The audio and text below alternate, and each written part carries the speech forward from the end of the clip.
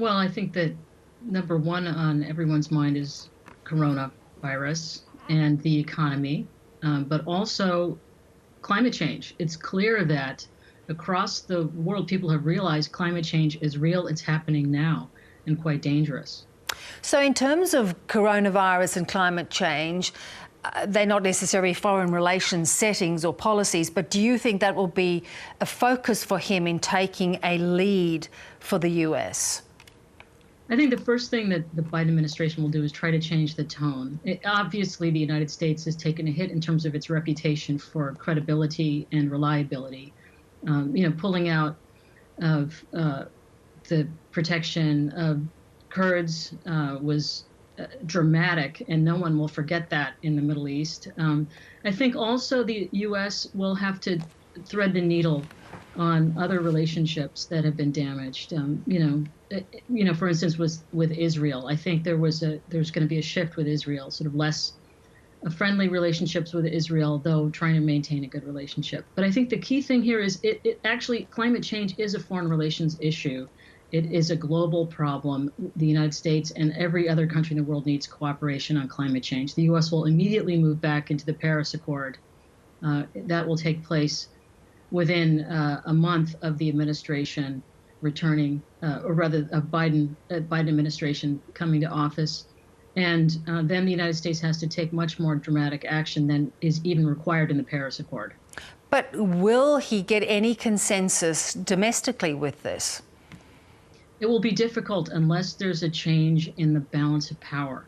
So there are two runoff elections in the state of Georgia, which will affect the capacity of the administration to move. If the Senate is evenly divided right now, 48-48, it could remain fairly evenly divided with the vice president being a tiebreaker, or the Democrats could get control. And in that case, it's possible for the Senate to then ratify treaties and support the foreign policy of the president.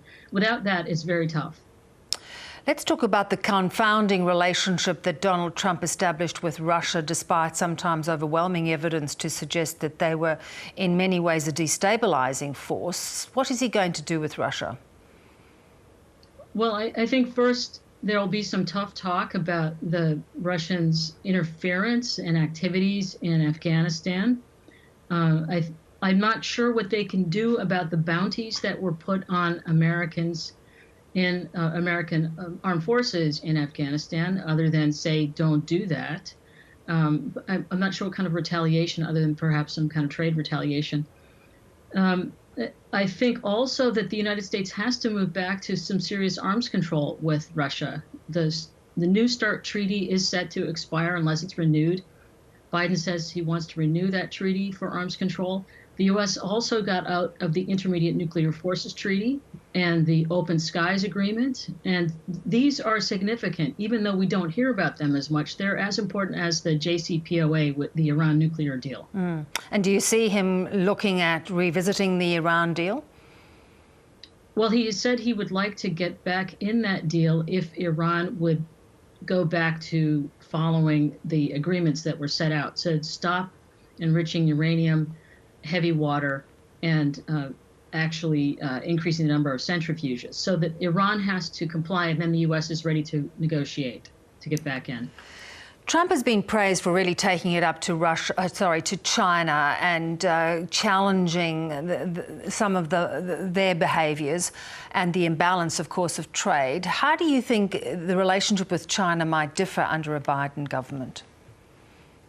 Actually, I don't think it will differ very much. The Biden administration will likely be quite tough on China in terms of trade, but also in terms of Chinese military activity in the South China Sea.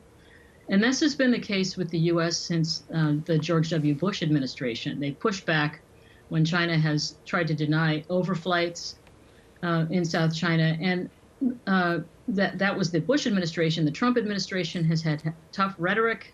The Obama administration had tough rhetoric. I think that this will be the same, essentially the same U.S. policy, perhaps with greater emphasis on true diplomacy, not just bluster.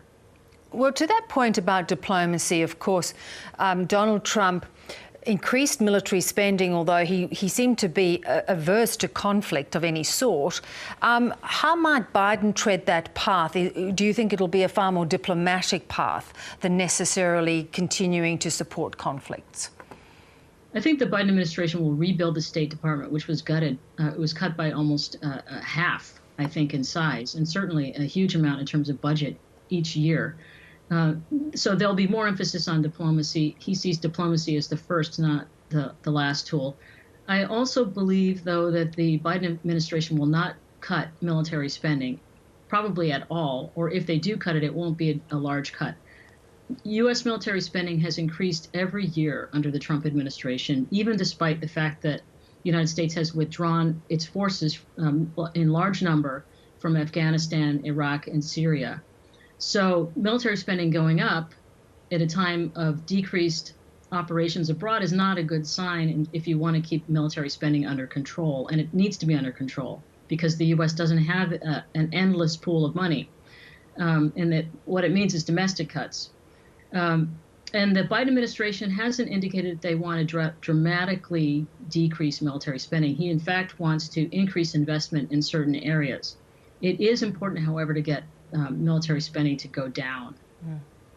Neta, appreciate you joining us. Thanks so much. My pleasure. Have a nice day there. And to you. Thank you.